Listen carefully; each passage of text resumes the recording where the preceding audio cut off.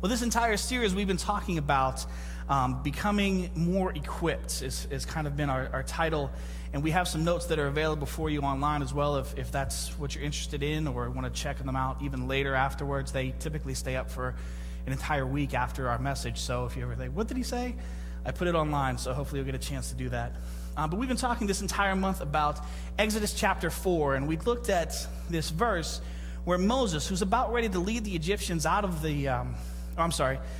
finds himself in the desert, and God calls him to lead the Israelites out of the promised land. And Moses is standing there intimidated and in fear, and he says, God, I can't do it. I can't possibly do it. What will you give me? What will you show me that will allow the people to believe me? And God says, what's in your hand? And Moses replies, a staff. And God says, take it and throw it down. And so what we've been talking about this entire month has been that God has equipped us, and he has set us apart and set things in our lives so that we can do the things that he requires of us. God has given us a vision. He has given you a dream. And Jeremiah chapter 29 verse 11 says, for I know the plans I have for you, declares the Lord. And so these plans are good plans. And God is a God who is busy. I mean, I know there's no verse that I can say God is busy. That's like First Jonathan chapter 4 is where I find that particular verse. But I know God's busy. He's making the world spin. He's taking care of all these needs. He's healing people. He's allowing others to be blessed. He's taking care of justice and all these different things. So God is busy. So it only proves logical to me that if God is busy, but he takes the time to set a plan up for my life, then that plan isn't insignificant. It isn't something to keep me busy. God's stopping to make a plan for my life, so it's an important plan. It's a plan that has a reason and there's a purpose to it, and so I have a reason. I have a purpose. There's a plan for my life, and it's a plan that God has well equipped me to do. He's well established me. He's put me on a path, and he says, Jonathan, I've given you the staff in your hand that you need to use and walk. And so we've been talking about that, and we said that in the first week we said that we needed to take the gifts that God had given us, and we need to present them back to him. And as Moses took that staff and he threw it down, it became a serpent, and as he grabbed it by the back of the tail, it became a staff again. And so we said that God blesses the gifts that have been given to us, and so we're able to do more and exceedingly more when we're able to present those gifts back to them. We also said that God requires us to have his word memorized deep into our hearts. We said that our hearts are the thing that kind of helps us control our vision.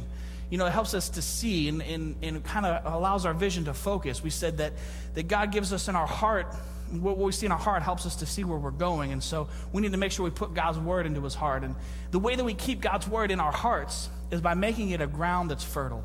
We said that we have to have a thankful heart, one that's got good ground, that as we put God's word into it, it begins to grow and it becomes to have room to take root and take hold. So we need to have thankful hearts, which brings us to this last week. So this week I want to talk a little bit about the future. It's coming near the end of the year. The end of 2012 is happening, and I was up last night watching some TV before I was able to close my eyes and fall asleep, and I was reminded on Fox News and somebody else that December 21st, 2012 is just around the corner, and that's when the Mayans predicted that the world would end and that everything would be obliterated and everything would end. And then I turned the channel, and it was Doomsday Preppers was on another channel, and so it was all these people getting in their bunkers and preparing their food for the end of the world. And that's not the message that I'm going to preach to you tonight. But what I am going to say is that as we come to the end of this year, I think that God has said to me as I look back over 2012 that there are some good things that happened. God began to plant some seeds in my own life, and I believe that he's began to plant seeds here at Greater Works, and I believe he's beginning to cultivate those things, and I can see and from a personal level where God is starting to invest in and put some personal seed in my life, and so I get excited about what he's doing. And so now I look forward to 2013. What is God going to do next? What's the next big thing? And I just hear God saying again and again and again, and I believe it's a vision for me, and I believe it's a vision for all of us, that we need to get to the point in our lives where we say that, God, I want to dream the dream so big that only you can fulfill it. The dream that's so big that Jonathan can't fulfill it on his own, that you can't do it all by yourself. You're going to need God's help. You're going to need his presence. You're going to need his action in your life. And so I believe that God is challenging and pushing us and saying, it's time to dream bigger. It's time to take another step in me. It's time to take these seeds, this foundational thing that I've planted, that I've begun to put into your church and put into your hearts and put into your lives. And I want you to take yet another step in me. Walk yet another step in this journey that God has given to us. And the future can be a place where it's a little bit intimidating. And I got to be honest with you, I don't necessarily love to take another big step into the future because there's this element of this fear of the unknown. You know what I mean? I like to sit and talk about, oh, wouldn't it be great if? But then it's almost like I get to the end of that thing and I want to take that step. But I don't know where my feet are going to fall. So I'm going to just take a little bit, maybe a smaller step, and I want to get just a little bit closer and maybe see. And I think it's true for all of us. There's an element to the fear of the unknown that none of us like. None of us, love to jump blindly into the darkness and hope that we land somewhere firm and somewhere solid. I think we would all prefer to have a light that was shining bright. We'd all prefer to be in that place. The fear of the unknown can be kind of an intimidating thing because there have been some times where in my past where I have taken a step and I have made a leap and it didn't go so well and it didn't happen the way that I wanted it to. And so sometimes your fear can kind of feed into that fear of the future and that fear of where you're going. It reminded me of Moses again as we catch up to him in chapter 14. The Israelites have been delivered from Egypt at this point. The plagues have come. The Pharaoh's heart had been hardened, but then softened, and he finally released the Israelites, and they were marching out. And some time had passed, but not a lot of time. And we read about how the Pharaoh's heart changed. He says, you know what? I don't want to let those people go. I want to get them back. And so he sends out his chariots and his riders, and they go after the Israelites. This is a big group of people. I mean, it wasn't just like 50 people walking out of the city. It was like millions of people, perhaps, walking out of this city. And so if you've ever, I walk with our children's ministry kids sometimes from the back room to the gym, and it takes like 45 minutes to move 7 kids from like one end of the building to the other. I can only imagine Moses trying to move millions of people miles and miles across open air and whatever. And we read about how God has led them by a pillar of smoke by day and by fire by night. And so they're on this journey and they're walking with God. And then all of a sudden, they come right up against the Red Sea. Right up on the edge of the water. And they can see on the other side of this sea is the promised land, is the place that God had intended for them, the place that they were supposed to go to. But there was this huge sea in front of them. They couldn't navigate it. They didn't have a bridge. They didn't have any boats. They just had the animals that they carried with them, the stuff on their back, the tents. Everything they had actually dictated that they shouldn't and couldn't cross there. So you would think logically that they should walk around. And maybe they thought about that, but then as they turn around, they start hearing the chariots. They start seeing and getting word from the scouts in the back of the group that all of a sudden the Pharaoh has sent his army, and all of a sudden they don't know what to do. They're almost quite literally stuck between a rock and a hard place, and they're completely panicked. They're completely unsure of what to do next. They know they're supposed to go here, and they can see their vision. They can see the thing that they're supposed to grasp and hold on to is hanging right there, dangling right in front of them. And yet it's so far away, they can't reach it. It's so far, they can't quite grasp it. They can't get to it. Oh, they must have been so frustrated in that moment. And so they begin to cry out to God. And so we're going to talk a little bit about that tonight. The first thing that I want to mention here is to be equipped for the future, the first thing you have to do is to let go of your past. And in Exodus chapter 14, verse 12, it says this as part of the story that we were reading. It says, "It is not of this world that we spoke to you in Egypt, saying, leave it, or is it not the word that we spoke to you in Egypt, saying, leave us alone that we may serve the Egyptians, for it would have been better for us to serve the Egyptians than to die in the wilderness." It would be better for them to serve the Egyptians, they felt in that moment. As they were staring death and drowning in the face, they said, oh, it would be so much better to have served the Egyptians than to die in the wilderness. My parents and I had recently had a couple of conversations about things, and my dad said that progress is change. And it stuck with me for a couple of weeks now, and I thought about that, and it's true, because in order for me to have progress in my life, in order for me to take that next step with him, a lot of times it requires changing from my own way, changing from my old ways, changing from the things that I used to do, that I used to be comfortable with. I'm going to have to change what I used to be about so that I can now brace into this new area of progress, this new place that God is calling me towards. But it's funny how comfortable I get with things are, and I don't want to deal with that. I embrace the old things like a warm blanket. To give you an insight to this, my son Joshua currently falls asleep most nights holding my leopard stuffed tiger that I fell asleep with when I was his age. I don't like change. I don't like things to be different. I still buy superhero t-shirts. I still like to watch cartoons. If I can play video games all day long, I would probably play video games most days all day long. I like things the way that they were when I was a teenager. I like things the way that they were when I was younger. I liked when I could eat a Twinkie and I could then, stand up and I would burn those calories right off. I liked those days. I don't like change. I don't like things to progress. But life is about that. Life is about change, and it's about progressing. And the Israelites find themselves almost similar to how I was. They said, "For it would have been better for us to serve the Egyptians than to die in the wilderness." This was a generation of Israelites who had been in captivity for almost their entire lives, if not their entire lives, many of them. They had found themselves only knowing the life of a slave, only knowing the life of the servant, and they found themselves with the first opportunity of conflict, the first opportunity of tension, and they didn't want it anymore. They said, let us go back to our old ways. Let us do the things that we used to do. If we're going to take a step with God, we need to stop being like the Israelites and saying, let us, God, go back to the way that was so comfortable. God, remember the early 90s when it was so great? Let us go back to that again. God, remember last year when everything was perfect? God, let us go back to that. God saying, no, I brought you out of last year. I brought you out of the early 90s. I brought you out of these seasons in your life because I have progress for you. I have change. I have something that I want to invest and I want to put into your life. So stop fighting me by trying to go back and start pushing forward into the progress and the step that I want you to have. And that's what he's telling the Israelites. And in this moment, it sounds ridiculous for me to think that anybody would want to go back to being a slave. You would want to press forward. I would have taken off everything and started swimming across that sea. There's the last thing I would want to be as a slave in Egypt. They weren't treated well. It wasn't a hospital environment.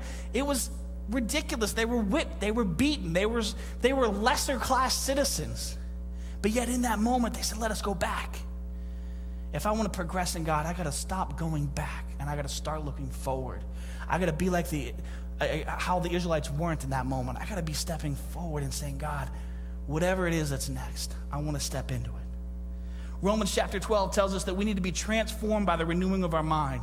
And it's time for me to begin to transform my mind and begin to think in new ways, in different ways, and in ways that are more in tune to where God's leading me to do. The second point for tonight, to be equipped for the future: first, you have to let go of your past. Second, you have to be still and know. Exodus chapter 13 and 14 says this. It says, but Moses said to the people, do not fear. Stand by and see the salvation of the Lord, which he will accomplish for you today. For the Egyptians whom you have seen today will never see them. You will never see them again forever. The Lord will fight for you while you keep silent. You know, in my life, some of the greatest victories that I have seen, some of the greatest battles that I have seen God become victorious in are not ones where Jonathan gets up and does any fighting. In fact, typically those are the battles that I see victory in are the ones where I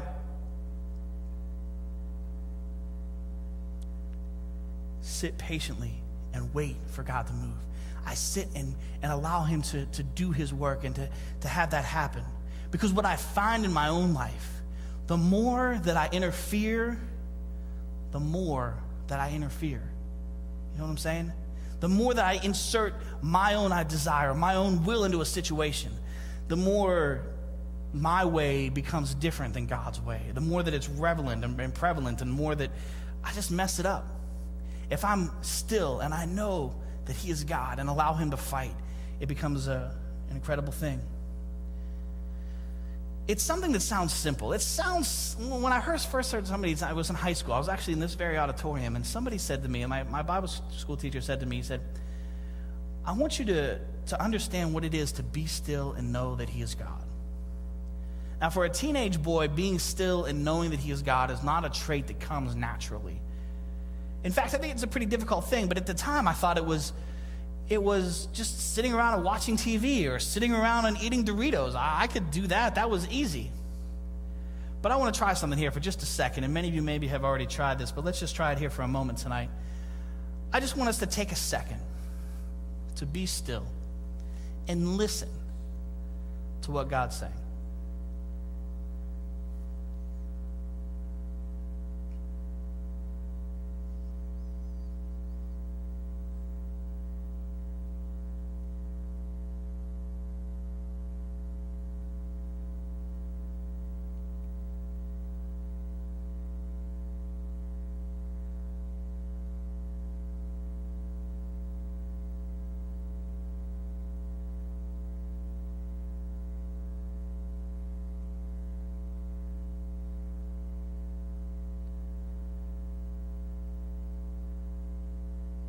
Now, I found that it's almost impossible for me to sit on stage and be still because all I'm thinking about is what I'm supposed to say next. And maybe some of you had the same kind of thing. Maybe you're thinking about, oh, that issue at work, how's that ever going to get resolved? Did I turn off the lights when I left the house? What's that sound that I hear in the back of the sanctuary? Who's sitting next to me? What am I going to do after this? Do I have enough gas in my car? How am I going to make it through the week? How's the electric bill going to get paid? How's the gas bill going to finally make itself workable this Christmas season, during this wintry months, and oh, the snow's coming. Your mind can go a million different places. Some of you may have even been contemplating, if Pastor Jonathan didn't have enough time or content in his sermon, why did he just not have Ben sing another song instead of just having us sit in silence for 30 seconds? There's all kinds of things that start running through your mind, and my mind goes 100 million miles a minute. My brother always makes fun of me because I need one clue about any topic. It can be football, it can be life, it can be anything. You give me one nugget, and I can roll a whole scenario out for you that's just crazy. Well, if this happened, then this happened, then this is going to happen, or and this, and then, oh, what about that, and then over here.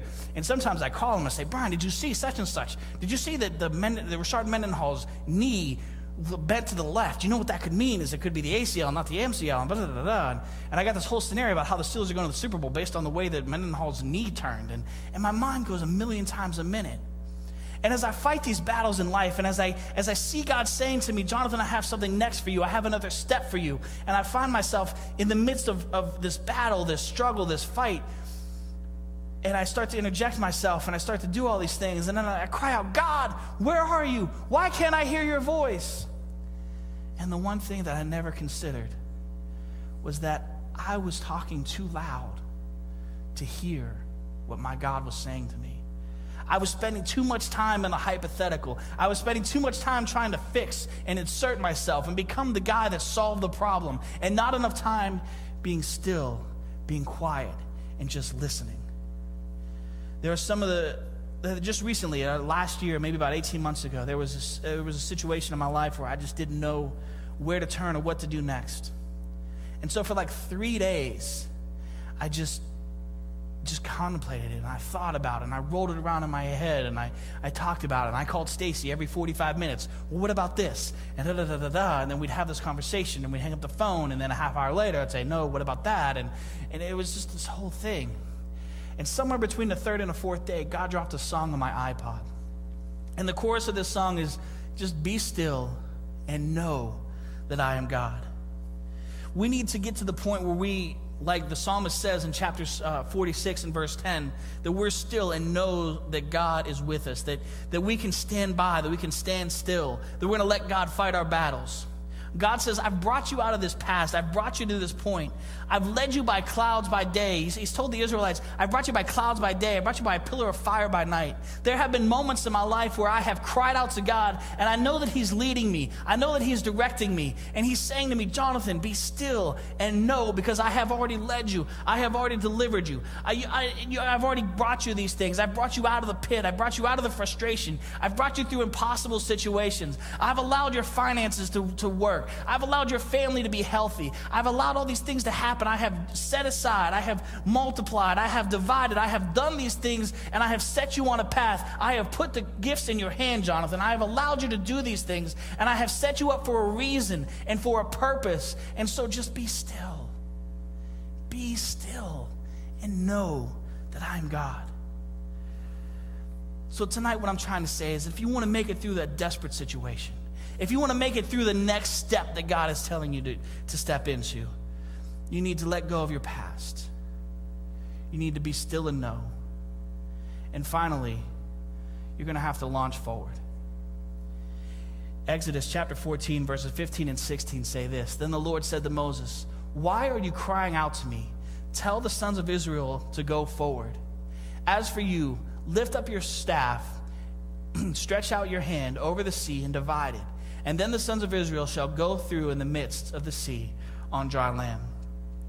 God tells Moses in an instant to stop looking at God for this thing. He's saying, Moses, I've given you into your hand. It's time for you to go. Step away from your past. Know that I'm going to deliver a solution to you.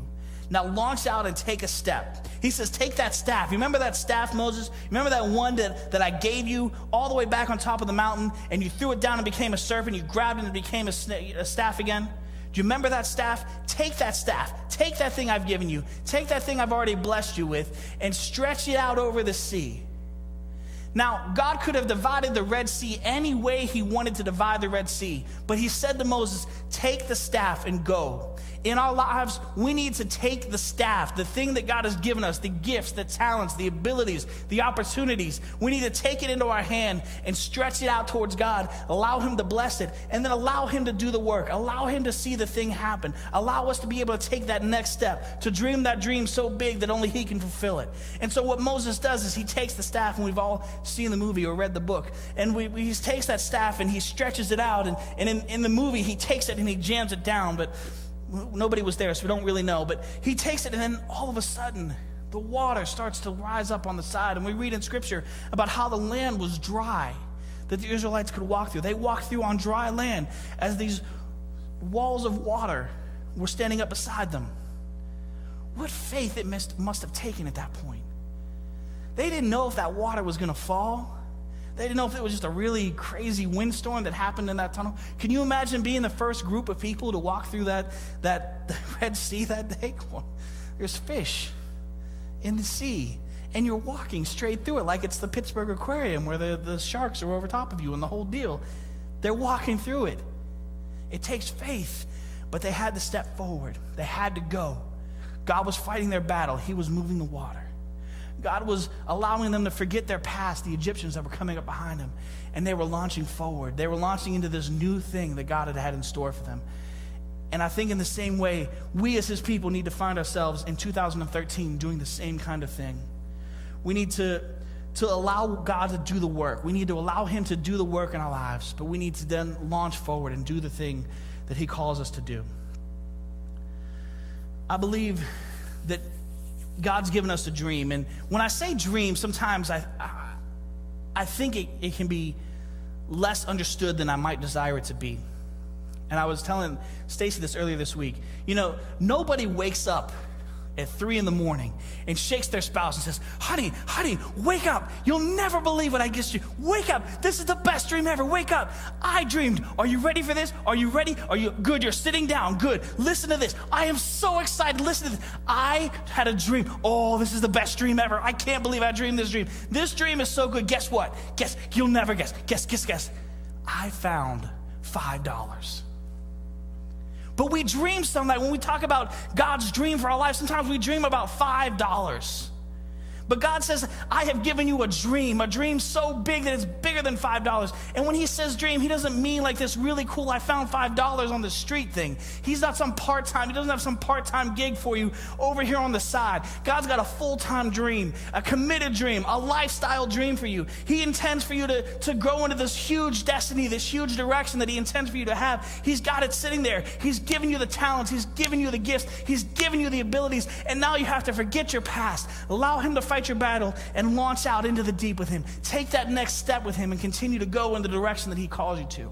Tonight, as you enter into as we end up 2012 and start looking forward to 2013 here in this next month, I want you to ask God, what is that dream? What is it that I can launch into?